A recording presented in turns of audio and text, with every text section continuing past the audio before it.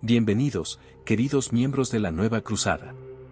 Hoy les presentamos un texto profundo, luminoso y místico, la oración de la Iglesia de Santa Edith Stein, también conocida como Santa Teresa Benedicta de la Cruz. Filósofa, convertida al catolicismo desde el judaísmo, Edith Stein es una de las grandes voces místicas del siglo XX. En esta obra, nos introduce al misterio de la oración litúrgica, de la vida interior, del sacrificio eucarístico y del cuerpo místico de Cristo. Un texto que une la profundidad teológica con una mística viva, para recordarnos que el corazón de la Iglesia late en su oración. Si te interesan estos temas de espiritualidad, mística y pensamiento católico, suscríbete al canal, activa las notificaciones. Y ahora comencemos. Edith Stein. La oración de la Iglesia. Por Cristo, con Él y en Él, a ti, Dios Padre Omnipotente en la unidad del Espíritu Santo, todo honor y toda gloria por los siglos de los siglos. Con estas solemnes palabras concluye el sacerdote en la celebración de la Eucaristía las oraciones que tienen como punto central el acontecimiento lleno de misterio de la transubstanciación. Al mismo tiempo se resume allí de la manera más concisa lo que es la oración de la Iglesia, gloria y honor del Dios uno y trino por, con y en Cristo. Aun cuando estas palabras estén dirigidas al Padre, es de notar que hay una glorificación del Hijo y del Espíritu Santo. La doxología proclama la gloria que el Padre comparte con el Hijo y ambos con el Espíritu Santo por todos los siglos de los siglos. Toda alabanza dirigida a Dios acontece por, con y en Cristo. Por Él, porque la humanidad tiene acceso al Padre solo por Cristo y porque su ser humano divino y su obra de salvación representan la glorificación más perfecta del Padre. Con Él, porque cada oración auténtica es el fruto de la unión con Cristo y al mismo tiempo un refuerzo de esa unión, además porque cada alabanza del Hijo es una alabanza del Padre y viceversa. En Él, porque Cristo mismo es la Iglesia orante y cada orante en particular un miembro vivo de su cuerpo místico y, además, porque el Padre está en el Hijo y en el Hijo se hace visible el resplandor y la gloria del Padre. El sentido doble del por, con y en se transforma de esa manera en la expresión del carácter mediador del Verbo encarnado. Así podemos decir que la oración de la Iglesia es la oración del Cristo viviente y encuentra su modelo original en la oración de Cristo durante su vida terrena. La oración de la Iglesia como liturgia y como Eucaristía. Por los relatos evangélicos sabemos que Cristo rezó como rezaba todo judío creyente y fiel a la ley. También sabemos que, en los años de su infancia con sus padres y más tarde con los discípulos, peregrinaba en las épocas prescritas a Jerusalén para celebrar las grandes fiestas en el templo. Sin duda alguna cantó junto con los suyos lleno de entusiasmo los himnos de gozo que brotaban de la alegría inmensa de los peregrinos, qué alegría cuando me dijeron, vamos a la casa del Señor. Salmo 121,1.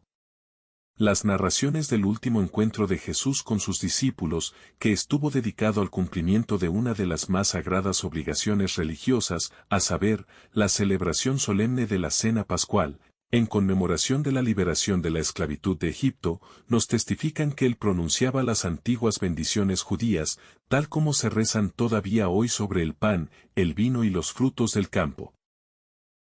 Quizás sea precisamente ese encuentro el que nos pueda dar la visión más profunda de la oración de Cristo y la clave para la comprensión de la oración de la Iglesia. Y mientras estaban comiendo tomó Jesús el pan, lo bendijo y dándoselo a sus discípulos dijo, tomad y comed, ese es mi cuerpo.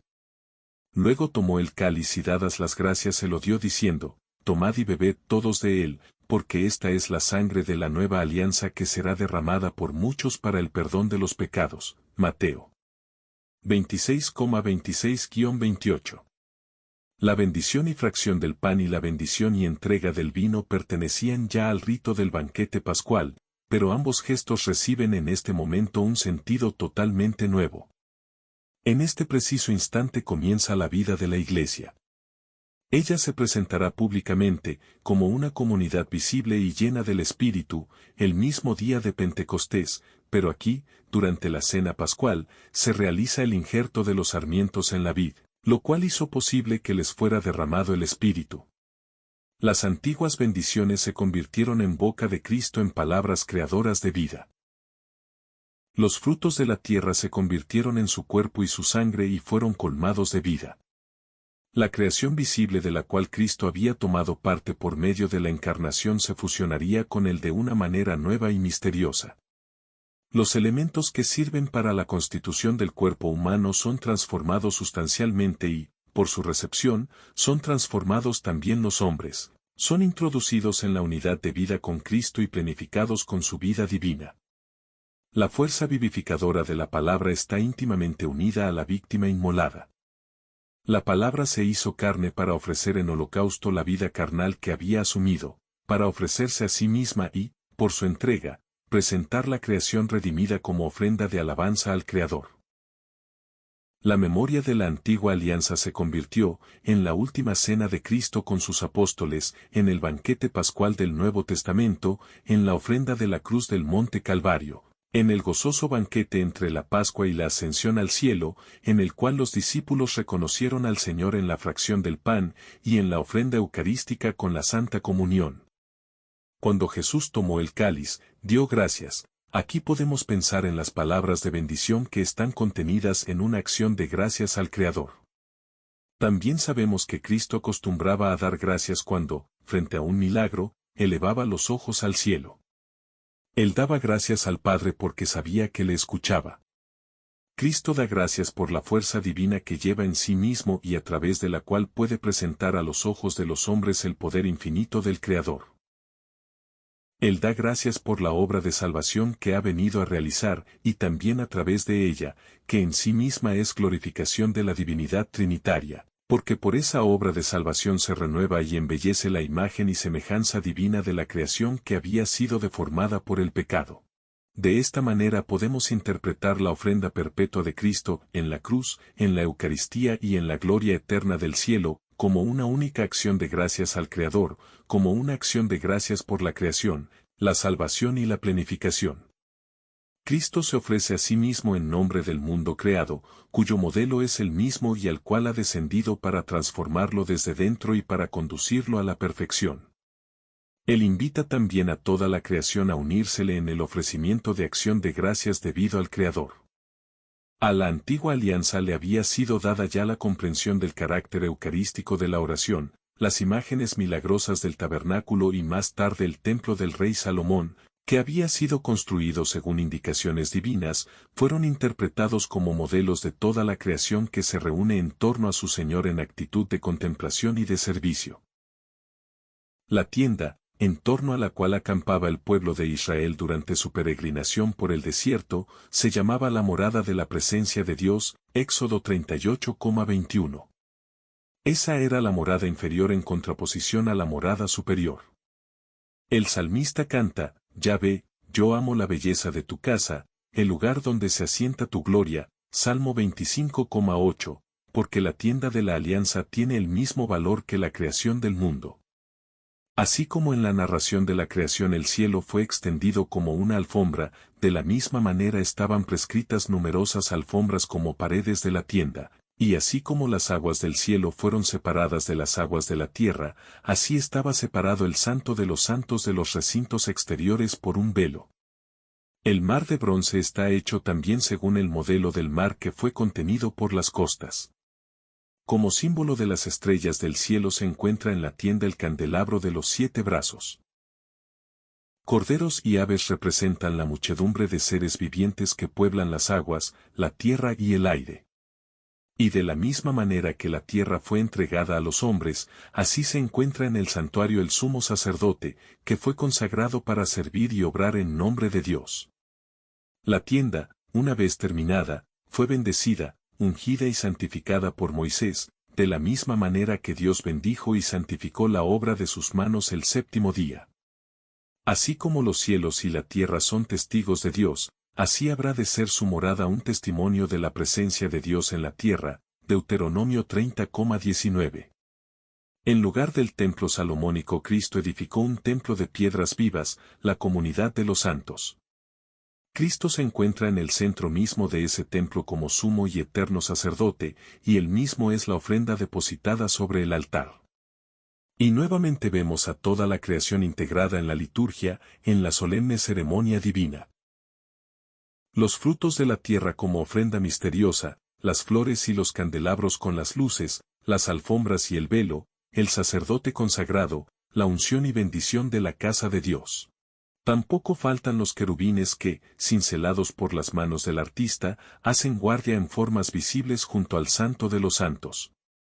Semejante a los ángeles y como sus imágenes vivientes rodean los monjes el altar de la ofrenda y se ocupan de que los himnos de alabanza a Dios no enmudezcan, así en la tierra como en el cielo. Las oraciones solemnes que ellos elevan al cielo, en tanto que son los labios orantes de la Iglesia, rodean la ofrenda santa y traspasan y santifican todas las otras obras del día, de tal manera que la oración y el trabajo se convierten en un único oficio divino, en una única liturgia. Las lecturas de las Sagradas Escrituras y de los padres, de los documentos de la Iglesia y de las proclamaciones doctrinales de sus pastores son un inmenso y constantemente creciente himno de alabanza a la acción de la providencia divina y al desarrollo evolutivo del plan eterno, de salvación. Las oraciones matinales invitan a la creación entera a reunirse en torno al Salvador, los montes y las colinas, los ríos y las corrientes de agua, el mar, la tierra y todo cuanto habita en ellos, las nubes y los vientos, la lluvia y la nieve, todos los pueblos de la tierra, las razas y naciones y, finalmente, también los habitantes del cielo, los ángeles y los santos, todos. Y no solo sus imágenes hechas por manos humanas han de participar personalmente de la gran Eucaristía de la creación o más precisamente, nosotros hemos de unirnos a través de nuestra liturgia a su viva y eterna alabanza divina. Todos nosotros, y eso significa no solo los religiosos cuya profesión es la alabanza de Dios, sino todo el pueblo de Dios, manifestamos nuestra conciencia de haber sido llamados a la alabanza divina cada vez que en las grandes solemnidades nos acercamos a las catedrales y abadías. Y cada vez que participamos de las grandes corales populares y a través de las nuevas formas litúrgicas nos integramos llenos de alegría a esa alabanza. La expresión más fuerte de la unidad litúrgica entre la Iglesia celestial y la terrena, ambas dan gracias al Padre por Cristo, se encuentra en el prefacio y en el Sanctus de la Santa Misa. La liturgia no deja, sin embargo, ninguna duda de que todavía no somos ciudadanos perfectos de la Jerusalén celestial, sino peregrinos en camino hacia la patria eterna. Antes de atrevernos a elevar los ojos a lo alto, para entonar con los coros celestiales el Santo, Santo, Santo, necesitamos prepararnos debidamente. Todo lo creado que es utilizado en el servicio divino tiene que ser apartado de su uso y sentido profano, tiene que ser consagrado y santificado. El sacerdote ha de purificarse a través del reconocimiento de sus pecados antes de subir las gradas del altar y, junto con él, también todos los creyentes. Antes de cada nuevo paso en el sacrificio de la ofrenda tiene que repetir la súplica del perdón de los pecados, por él mismo, por los allí presentes y por todos aquellos a quienes habrán de alcanzar los frutos de la ofrenda santa. La ofrenda del altar es un sacrificio que junto con los dones presentados transforma también a los creyentes, les abre el reino de los cielos y les hace aptos para una acción de gracias agradable a Dios. Todo lo que nosotros necesitamos para ser acogidos en la comunidad de los espíritus celestiales está resumido en las 7 peticiones del Padre Nuestro, que Cristo no rezó en nombre propio, sino para que aprendiéramos de él. Nosotros rezamos el Padre Nuestro antes de comulgar y si lo hacemos sinceramente y de corazón y luego recibimos la comunión con espíritu recto, entonces nos proporciona a ella el cumplimiento de las peticiones. Ella nos proporciona el perdón de los pecados y nos da fuerzas contra la tentación. La comunión es el pan de la vida que necesitamos diariamente para ir acercándonos a la vida eterna. Ella hace de nuestra voluntad un instrumento dócil de la voluntad de Dios. Ella es el fundamento del reino de Dios en nosotros y nos da un corazón y unos labios puros para glorificar el santo nombre de Dios. De esa manera se manifiesta cuán íntimamente unidos están el sacrificio, el banquete de la ofrenda y la alabanza divina. La participación en el sacrificio y en el banquete de la ofrenda transforman el alma en una piedra viva de la ciudad de Dios y a cada una de ellas en particular en un templo divino. El diálogo personal con Dios como oración de la Iglesia. El alma de cada hombre concreto es templo de Dios, esta frase nos abre horizontes totalmente nuevos. La vida de oración de Jesús es la clave para la comprensión de la oración de la Iglesia. Ya hemos visto que Cristo participó en el culto divino público y legalmente establecido de su pueblo, es decir, en lo que llamamos normalmente liturgia. Él puso ese culto en íntima comunicación con la ofrenda de su vida, dándole de esa manera su sentido total y propio, el de acción de gracias de la creación al Creador, y de esa manera llevó la liturgia del Antiguo Testamento a su realización y transformación en el Nuevo. Cristo, sin embargo, no participó solamente del culto público.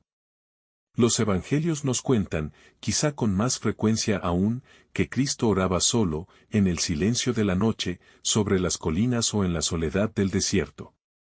Su vida pública fue precedida por 40 días y 40 noches de oración en el desierto, Mateo 4, 1, 2. Antes de elegir y enviar a predicar a los 12 apóstoles se retiró a la soledad de un monte para orar, Lucas 1,12. En el monte de los olivos se preparó para el camino del Gólgota. Lo que él dijo al Padre en esa hora difícil de su vida nos fue revelado en unas pocas palabras, palabras que nos han sido dadas como guías en nuestras horas de Getsemaní: Padre, si es posible que pase de mí este cáliz, pero no se haga mi voluntad sino la tuya, Lucas 22,42. Esas palabras son como un rayo de luz, que por un momento nos dejan entrever la vida interior de Jesús, el misterio inconmensurable de su ser divino y humano en diálogo con el Padre. Sin duda alguna que ese diálogo se extendió a lo largo de toda la vida y nunca fue interrumpido. Cristo oraba interiormente no solo cuando se alejaba de la multitud, sino también cuando estaba en medio de los hombres. Pero una vez nos dio una larga y profunda visión de ese misterioso diálogo. No fue mucho antes de la hora del Monte de los Olivos, más precisamente, justo antes de ponerse en camino hacia allí, al acabar la última cena, en la hora en que nosotros consideramos que nació la Iglesia. Y él, que había amado a los suyos. Los amó hasta el extremo, Juan 13,1. Cristo sabía muy bien que ese sería su último encuentro y por eso quiso darles aún todo cuanto podía. Sabía también, sin embargo, que ellos no podrían soportarlo ni entenderlo. Primero habría de venir el Espíritu de la verdad para abrirles los ojos. Y después de haber dicho y hecho todo lo que él había de hacer y de decir, elevó los ojos al cielo y habló en presencia de ellos con el Padre. Esa oración la llamamos la oración de Cristo sumo sacerdote, pues también esa oración tenía su imagen en el Antiguo Testamento. Una vez al año, en el día más santo y solemne, en el día de la expiación, entraba el sumo sacerdote en el santuario y se postraba ante la presencia de Dios para orar por sí mismo, por su casa y por toda la comunidad de Israel, para rociar el trono de la gracia con la sangre del ternero y del macho cabrío que había sacrificado anteriormente, para expiar sus propios pecados y los de su casa y para preservar al santuario de las impurezas de los hijos de Israel, de sus faltas y transgresiones. Nadie podía estar en la tienda, en el ámbito sagrado frente al Santo de los Santos, cuando el sumo sacerdote se postraba en ese santo lugar en la presencia de Dios. El sumo sacerdote era el único que tenía acceso a ese recinto y solamente a una hora determinada. En esa ocasión había de ofrecer el incienso, para que la nube de incienso envuelva el propiciatorio que está encima del testimonio y no muera, Levítico 16,13. En el más profundo misterio se realizaba entonces ese diálogo. El día de la expiación es la imagen veterotestamentaria del Viernes Santo. El cordero que era degollado por los pecados del pueblo representaba al Cordero de Dios Inmaculado, así como aquel otro que, determinado por la suerte y cargado con los pecados del pueblo, era enviado al desierto. También el sumo sacerdote de la casa de Aarón representa la imagen del sacerdote eterno, Jesucristo. Así como Cristo en la última cena anticipó su sacrificio, de la misma manera anticipaba en la oración sacerdotal. Cristo no necesitaba ofrecer una ofrenda expiatoria por sí mismo, pues él no tenía pecado, él no necesitaba esperar la hora indicada por la ley, ni tampoco dirigirse al santuario en el templo. Él está siempre y en todas partes en la presencia de Dios, su misma alma es el santuario y ella no es solamente morada de Dios, sino que está inseparable y esencialmente unida al mismo Dios. Él no necesita protegerse del Padre con una nube de incienso, contempla sin ningún velo el rostro del Eterno y no tiene por qué temer, la mirada del Padre no va a producir su muerte. De esa manera desvela Cristo el misterio del sumo sacerdocio. Todos los suyos pueden oír cómo habla al Padre en el santuario de su corazón. Sus discípulos han de experimentar de qué se trata y han de aprender también a hablar con el Padre en sus corazones. La oración sacerdotal de nuestro Salvador nos revela el misterio de la vida interior, la intimidad de las personas divinas y la morada de Dios en el alma. En esa misteriosa profundidad se preparó y realizó, escondida y en silencio, la grandiosa obra de la salvación, y así se continuará hasta que al final de los tiempos todos alcancen la perfección en la unidad. En el silencio eterno de la vida divina fue concebida a sentencia de la salvación. En la soledad del silencioso aposento de Nazaret descendió la fuerza del Espíritu Santo sobre la Virgen orante, llevando así a plenitud la encarnación del Salvador. Reunida en torno a la Virgen, silenciosa y orante, esperaba la Iglesia en gestación el nuevo derramamiento del Espíritu Paráclito que habría de vivificarla y conducirla a la claridad interior y a una actividad externa llena de frutos. El apóstol Pablo esperaba, en la noche de la ceguera que Dios había derramado sobre sus ojos y en oración solitaria, la respuesta a su pregunta. Señor, ¿qué quieres que haga? Hechos 9. En la oración privada se preparó también Pedro a ser enviado a los gentiles, Hechos 10. Y así permaneció a través de todos los siglos. En el silencioso diálogo de las almas consagradas a Dios con su Señor se prepararon todos los acontecimientos visibles de la historia de la Iglesia y que renovaron la faz de la tierra. La Virgen, que guardaba en su corazón toda palabra salida de la boca de Dios, es el modelo de aquellas almas dispuestas, en las cuales se vivifica siempre de nuevo la oración sacerdotal de Jesús. Y las mujeres, que lo mismo que ellas se olvidaron de sí mismas en la entrega total a la vida y pasión de Cristo, fueron elegidas por el Señor con amor preferencial como su instrumento para realizar grandes obras en la Iglesia. Así, por ejemplo, Santa Brígida o Santa Catalina de Siena. Y cuando Santa Teresa, la gran reformadora de la Orden del Carmen, quiso ir en ayuda de la Iglesia en una época de gran decadencia de la fe, vio que el medio más apropiado para ello era la renovación de la verdadera vida interior. La noticia de la decadencia de la vida religiosa, que se extendía continuamente en torno suyo, la preocupaba de manera especial. Dióme gran fatiga, y como si yo pudiera algo o fuera algo, lloraba con el Señor y le suplicaba remediase tanto mal. Parecíame que 1000 vidas pusiera yo para remedio de un alma de las muchas que allí se perdían. Y como me vi mujer y ruin, e imposibilitada de aprovechar en lo que yo quisiera en el servicio del Señor, y toda mi ansia era y aún es, que pues tiene tantos enemigos y tan pocos amigos, que esos fuesen buenos, determiné a hacer eso poquito que era en mí, que es seguir los consejos evangélicos con toda la perfección que yo pudiese y procurar que estas poquitas que están aquí, hiciesen lo mismo.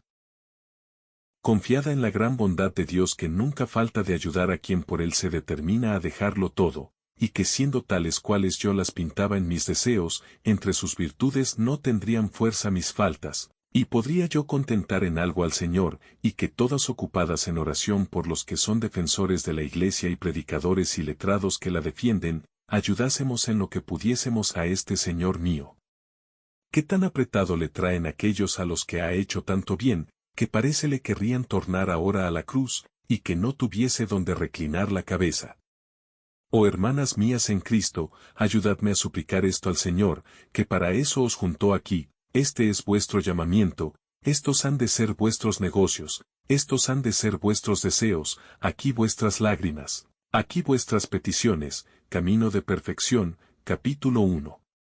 A la santa le parecía necesario que aquí suceda lo que en tiempo de guerra. Hame parecido es menester como cuando los enemigos en tiempo de guerra han corrido toda la tierra y viéndose el Señor de ella apretado, se recoge a una ciudad que hace muy bien fortalecer. Y desde allí acaece algunas veces dar en los contrarios, y ser tales los que están en la ciudad, como es gente escogida, que pueden más ellos a solas que con muchos soldados, si eran cobardes, pudieron, y muchas veces se gana de esta manera victoria. Mas, ¿Para qué he dicho esto? Para que entendáis, hermanas mías, que lo que hemos de pedir a Dios es que en este castillo que hay ya de buenos cristianos, no se nos vaya ya ninguno con los contrarios, y a los capitanes de este castillo o ciudad los haga muy aventajados en los caminos del Señor, que son los predicadores y teólogos. Y pues los más están en las religiones, que vayan muy adelante en su perfección y llamamiento, que es muy necesario. Buenos quedarían los soldados sin capitanes, han de vivir entre los hombres y tratar con los hombres y estar en los palacios y aún hacerse algunas veces con ellos en lo exterior. Pensáis, hijas mías, que es menester poco para tratar con el mundo y vivir en el mundo y tratar negocios del mundo. Y ser en lo exterior extraños del mundo. Y, en fin, no ser hombres sino ángeles.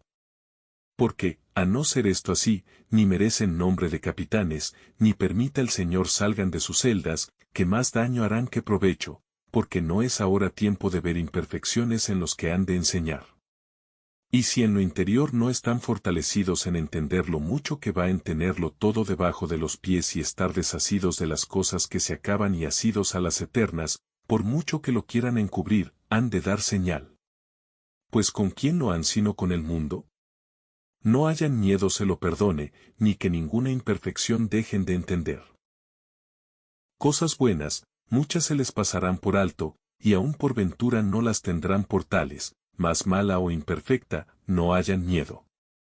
Ahora yo me espanto quien los muestra la perfección, no para guardarla, que de esto ninguna obligación les parece tienen, sino para condenar, y a las veces lo que es virtud les parece regalo. Así que no penséis es menester poco favor de Dios para esta gran batalla a donde se meten, sino grandísimo. Así que os pido, por amor del Señor, pidáis a su majestad nos oiga en esto. Yo, aunque miserable, lo pido a su majestad, pues es para gloria suya y bien de su iglesia, que aquí van mis deseos.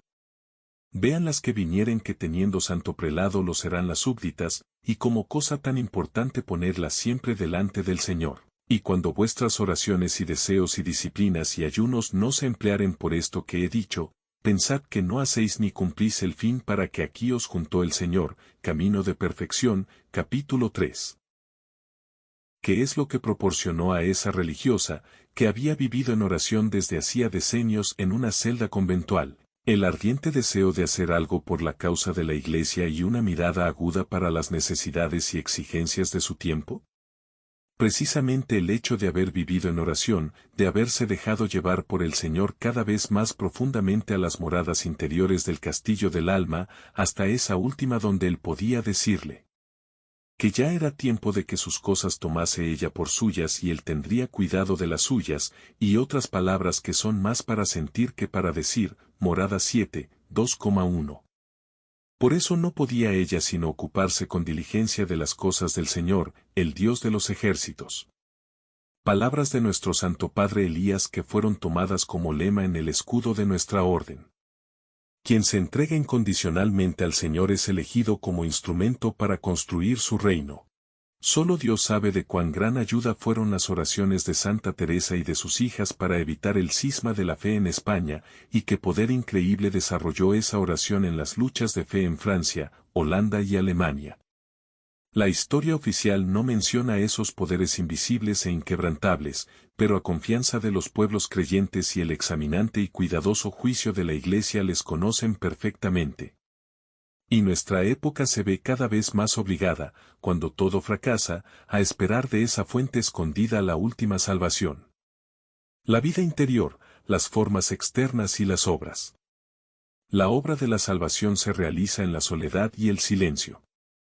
En el diálogo silencioso del corazón con Dios se preparan las piedras vivas de las cuales está construido el reino de Dios y se modelan los instrumentos selectos que ayudan en la construcción.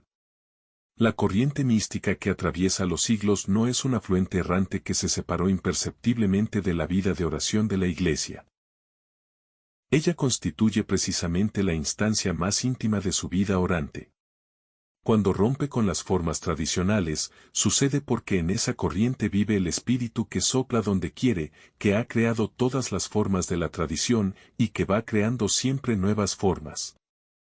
Sin el Espíritu y sin las corrientes místicas en las que Él se manifiesta no habría ni liturgia ni iglesia.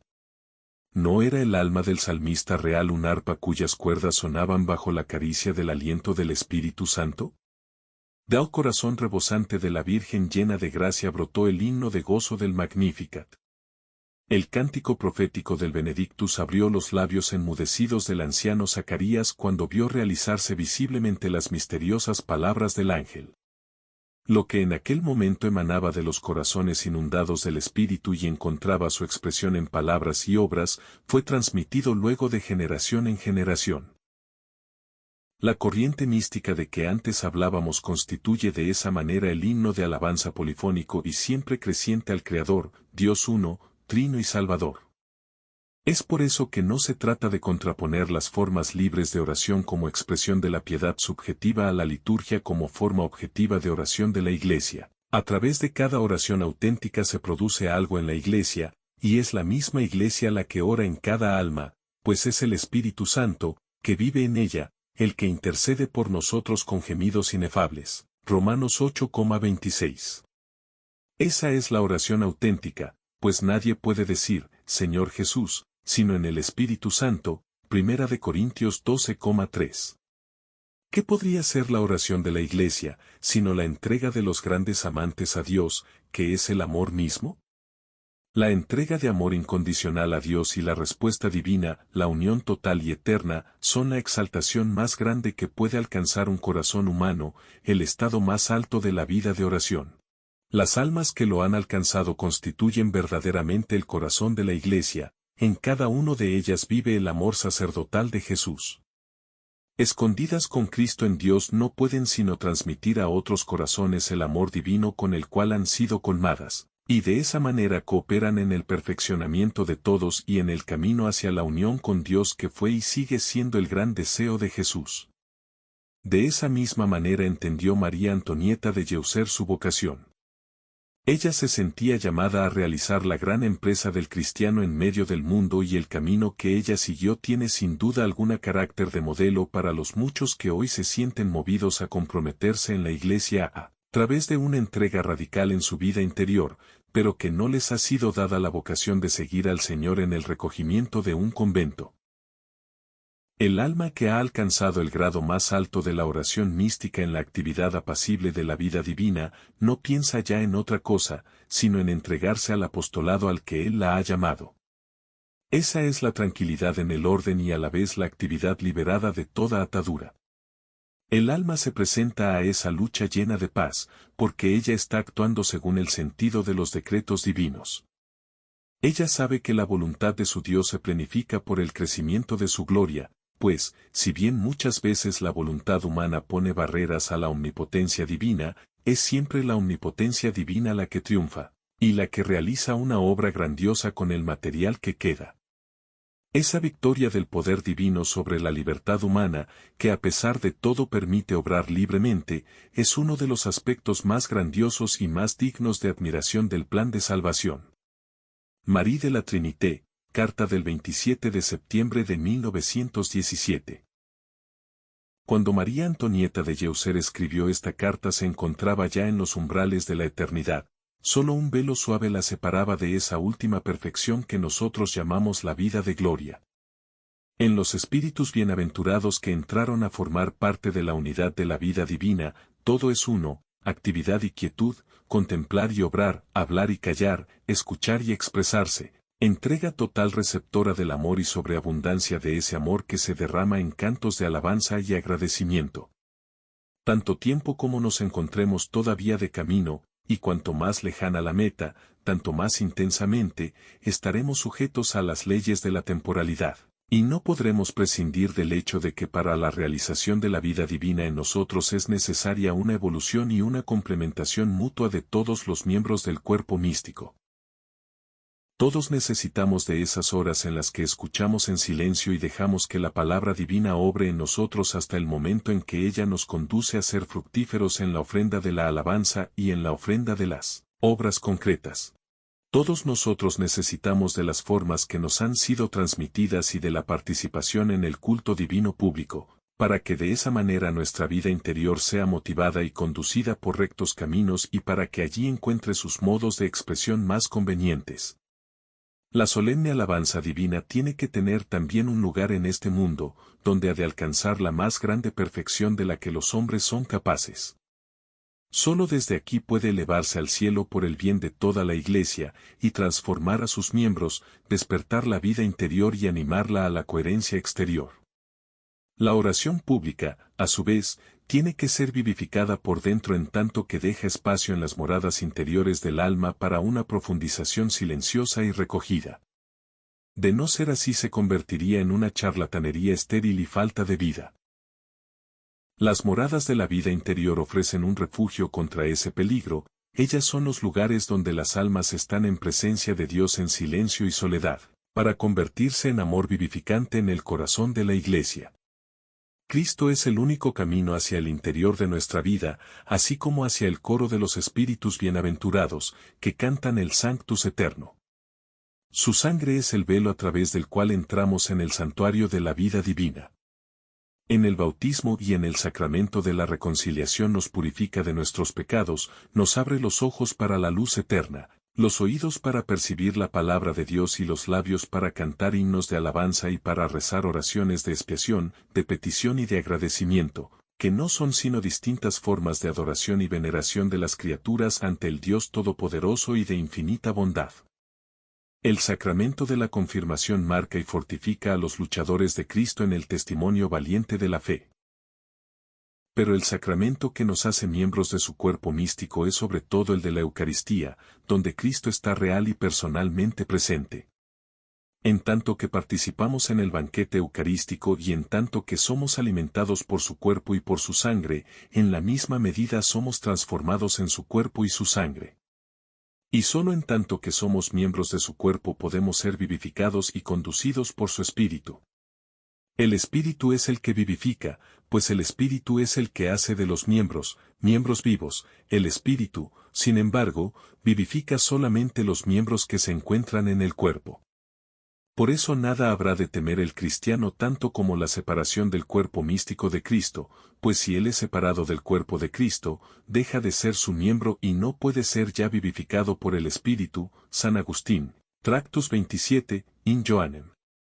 Miembros del cuerpo de Cristo somos además, no solo por el amor, sino en verdad por la unión con su cuerpo. La unión misma es causada por el alimento que Él nos ha regalado para probarnos sus ansias de permanecer con nosotros. Por eso ha querido sumergirse en nuestra propia existencia y proyectar su cuerpo en el nuestro para que todos seamos uno como la cabeza y el cuerpo son uno. San Juan Crisóstomo, Homilía 61 al pueblo de Antioquía. Como miembros de su cuerpo, animados por su Espíritu, nos ofrecemos también nosotros como víctimas por Él, con Él, y entonamos con los coros celestiales el eterno himno de agradecimiento. Por eso la Iglesia, después del banquete sagrado, reza. Saciados con tan grandes dones, te pedimos Señor, concédenos que los dones que recibimos nos sirvan para nuestra salvación y para que nunca abandonemos la alabanza de tu nombre. Hemos llegado al final de este profundo texto de Santa Edith Stein. ¿Qué te pareció este texto? ¿Ya habías escuchado una explicación similar sobre la liturgia y la oración? Te leemos en los comentarios. Si este audiolibro ha sido edificante para ti, no olvides dejar un pulgar arriba, compartirlo con tus amigos y suscribirte a la Nueva Cruzada para más contenido católico de profundidad. Que Dios te bendiga y hasta la próxima.